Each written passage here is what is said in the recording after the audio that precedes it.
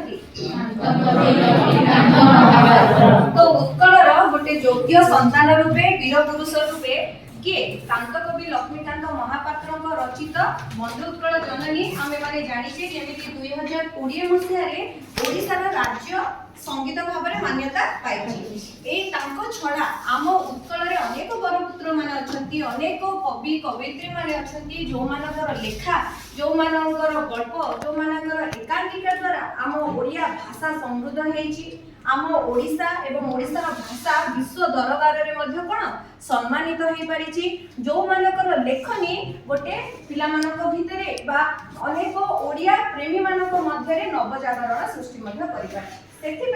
सेमानको आमे विभिन्न उपाधि रे मध्य भूषित करिछि जदिও आमे आम 10म श्रेणी 9म श्रेणी बा आज पर्यंत आमे जतिकि सब साहित्य पढि आसी छे सेथिरे जतेक कवि माने अछंती प्राबंधिक माने अछंती सेम गाल्पिक अछंती सेमानको किछि ना किछि उपाधि रे भूषित करा जायछि काहे कि ना सेमानकर से योग्य लेखनी जो नो कि तो जेमिति एठी आमे बंधु उत्कल जननी रचयिता लक्ष्मीकांत महापात्र को आमे केउ उपाधि देई कि तांको सम्मानित करि छै कांत कवि भाबरे नो सेमिति आज हमें उत्कलर अनेक बरपुत्र मानक विषय रे जानिबा जो मानको कि हमें विभिन्न उपाधि रे कोन होचे भूषित करिछि बा जो उपाधि पाए से माने योग्य अटंती जो उपाधि रे से माने आज हम थारे कोन हिचंती नमस्य अछंती तो से मानको गोटे टीले माध्यम रे कि मैं देखि पारुथबा से मानकर पटचित्र अछि एवं से मानको दिया जायतिबा उपाधि गुडी को लेखा जायछि एवं से मानकर कोन करे जायछि नाम सब लेखा जायछि हला तो गोटे गोटे करके हमें देखिबा जेमिति कि उत्कल मणि रूपे काहा को कह जे समस्त देखि दिबो तांको हां कि पिला की बेळु ही आमी उत्कल मणि को समस्त जानि छै नो तापे जेमिति उत्कल गौरव मधुसूदन दास कवि सूर्य बलदत्त आदि कवि सारदा साइड रे मध्ये ताकर पटचित्र देखि पारुछ आदि कवि सारदा दासंकर ठीक सेमिति उत्कल भारती रूपे कहा को सम्मानित करे छी कुंतला कुमारी साहू ये होची तांकर चित्र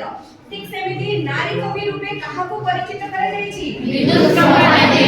प्रभा देवी कवि सम्राट तांकर अनेक लेखा आमे पढिछे मध्य सेमिति कविवर अच्छा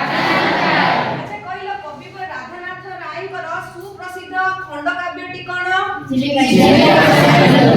खंडकाव्यटा होची चिलिका नायरु जो चिलिका रे साहित्य दृश्यटी आमे माने कोन कहचे हां पढुचे ठीक सेमिति व्यासकवि फकीरमोहन सेनापति कर कहि परिबो किछि गल्प ओडिच बुढ़ा संगारी मेघदी मामू लक्ष्मण अनेक उपन्यास रहिछि नो आ शेषरे हमर स्वभाव कवि